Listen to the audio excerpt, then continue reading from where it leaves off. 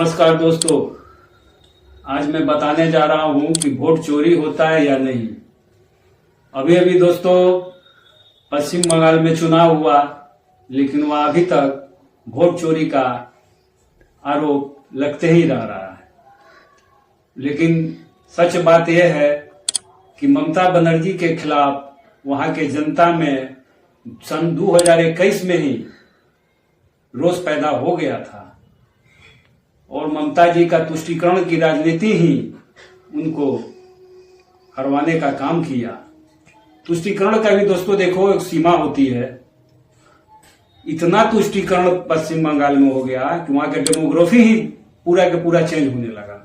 बतलाइए, किसी भी देश में जब तक बहुसंख्यक वहां मजबूत नहीं रहेंगे तब वो देश देश नहीं रहता है।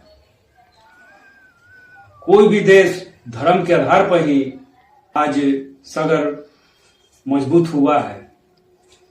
लेकिन भारत एक सेकुलर देश है, सेकुलर में सबका अधिकार है। लेकिन बंगाल में एक विशेष समुदाय को विशेष प्रोत्साहित किया गया, विशेष रूप से छूट भी दिया गया उनको।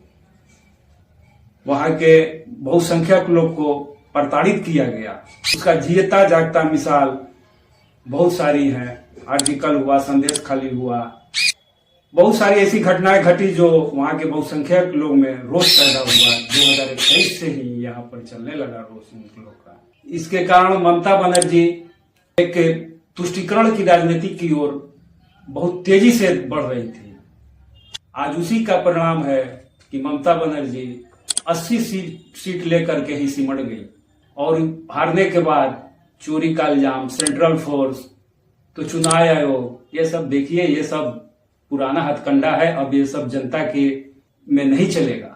जनता ही मेन प्रजातंत्र में मालिक होता है। जनता के ही वोट से आप लोग चुने जाते हैं। आप ही थी कि जो कि 10 बरस से राज कर रही थी, जनता के ही वोट से ही राज कर रही थी। लेकिन आपके तुष्टीकरण का कारण पड़ा कि आपका हारने का कारण हुआ। और जनता के जनादेश को आप समझिए, जनता का जनादेश को मानिए और पालन कीजिए और देश की जनता का सेवा कीजिए। तुष्टीकरण की राजनीति कब हिंदुस्तान में नहीं चलेगी। यहाँ पर कभी चुनाव आयोग पर आरोप लगा दे रहे हैं लोग, कभी वहां पर तो कभी सेंट्रल फोर्स को। आप एक समुदाय को, विशेष समुदाय को प्रोत्साहित करके राजनीति नहीं कर सकती हैं।